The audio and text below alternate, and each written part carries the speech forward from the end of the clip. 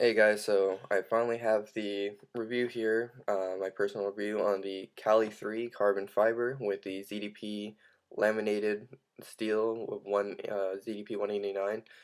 I'm just gonna go ahead and spit the specs out here real quick. Its knife close is 4 and 1/8 or 1/16 of an inch. So that's blade overall here is a total of 7 inches. The cutting edge here, including the thumb ramp choil, so basically blade to the handle, is 3 inches. So that's leaving you a cutting edge with 2 and 5/8 of an inch. The blade thickness on this is 1/8 of an inch. The hole diameter here that we have is 12 millimeters or 15/32 of an inch. And the weight of this knife is 3 ounces, so that's pretty good. I'll just show you right off the bat here. If you could see, these particular liners are drilled out like crazy. So let's see if we could see that there. You can see all those tiny little holes. This thing is drilled out like mad. So hopefully you could see that within the liners there with some of the light I have. Goes all the way through these holes. So this thing is drilled out quite a bit. So anyways, as you can see, it's a spear point blade, pretty narrow, extremely sharp. I have put this through some pretty heavy medium use. My work as at a restaurant, it's lots of cardboard box cutting, lots of plastic, zip ties, and all of that sort. I have not touched this blade up yet. I probably should, but just to show you how sharp it still is. So here.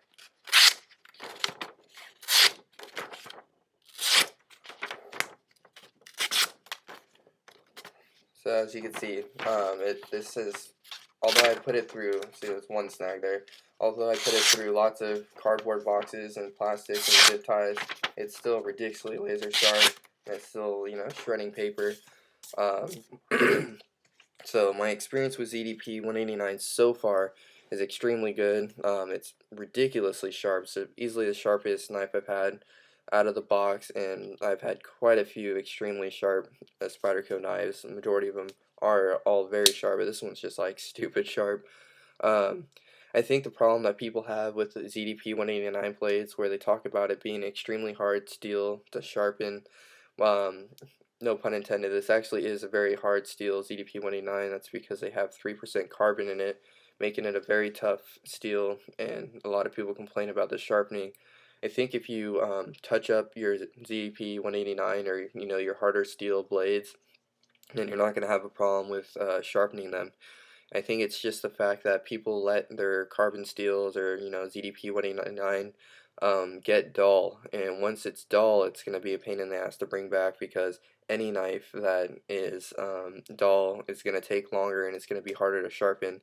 So as long as you maintain your knives, get a few swipes on a sharp maker or whatever sharpening method you have, just keep that bevel sharpened, put a micro bevel on it, and you're good to go. You're not going to have to worry about it getting dull and spending an hour sharpening just to bring it back, to half of what it was. 420J2 is the laminated steel on this knife. As you can see there's a line here.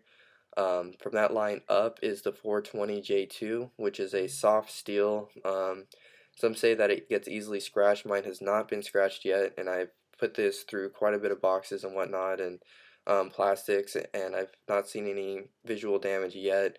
And of course the knife underneath, the blade underneath this line here and all the way through, that's sandwiched between the 420J2 is the ZDP 189. You'll see here that on this side it's going to say Spyderco ZDP 189 slash 420J2. On the back you have Japan here, and just Japan, not Seki City.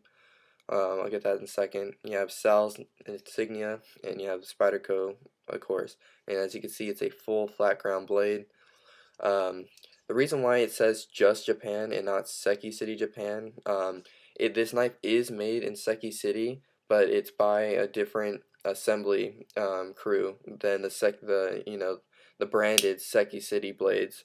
So this is not the same people who put together the blades with Seki City on them. This is a different group in Seki City, but he decided to put Japan instead of Seki City to separate himself from that group. And from what I've heard on the forums, and is that this guy is actually has a very limited crew, and makes these knives pretty special because they're all pretty much put together by hand with the pin constructions, and I guess it's just a little bit more personal than the other Seki City factory, which is a lot bigger. So that's that little bit of information. Jimping, you got some on the thumb ramp here, you got some on the choil. As you can see, it's obviously carbon fiber scales. They're buffed carbon fiber according to the website there. So they're very slick and smooth. Some people don't like that. Some people like the G10 because of the grippiness of the G10, the ease of sharpening on the VG10, and also the fact that G10 has torque screws. As you can see here, these are all pins, so this is a full pin construction, and as you'll see here, the pivot, which is fairly large, it's kind of rounded off the knife, so if you have it sideways there, it comes off the scales, it's not flush with it, and that's on both sides, and it uses a hexagon Allen wrench for the pivot screw rather than a Torx bit. As obviously, as you can see here, it is a lockback design, and it's got that Boyd dent. Knife is very flush, very round and smooth, comfortable. Holding it in the hand feels good. As you can see there, it fits my whole hand pretty much if I'm not choking up on it. If I choke up, I got some extra space. It's very tight choke. That base of that blade here, as you can see, there's not a lot of space between my thumb and index finger. So you're choking very tight on this, so that's good for like intricate cutting. And the ramp is very steep, much steeper than that of the Sage 1. I'll compare that in just a little bit. The pocket clip on this, all of the Spyderco's wire clips are heat treated, so they're very durable and they're not gonna like break or bend on you, at least through just regular carry. If I don't know if you can see, it's kind of a bronzish color. They didn't polish it or anodize it. They just kind of left it. It looks like it was heat treated and whatever, however it was, and just left. So I feel, for the classy carbon fiber scales and the exotic 189, ZDP, that they could have polished that or anodized it black like they did on the Sage 1, but that's just a little nitpicky thing. That is taken down with the Torx screw, and it is for tip up, right, left carry only, as you can see here. Now getting this is a small package. This is a fairly small knife. I'll go ahead and bring in the Sage 1 here for comparison. The Sage 1 is a bit of a beefier knife, as you can see here. Overall, it is bigger. And as you can see, that wire clip there is that anodized black versus this kind of bronzy finish. Um, Sage 1 liner lock, you obviously check out the review if you want to know more. I'm just going to show you how they look different.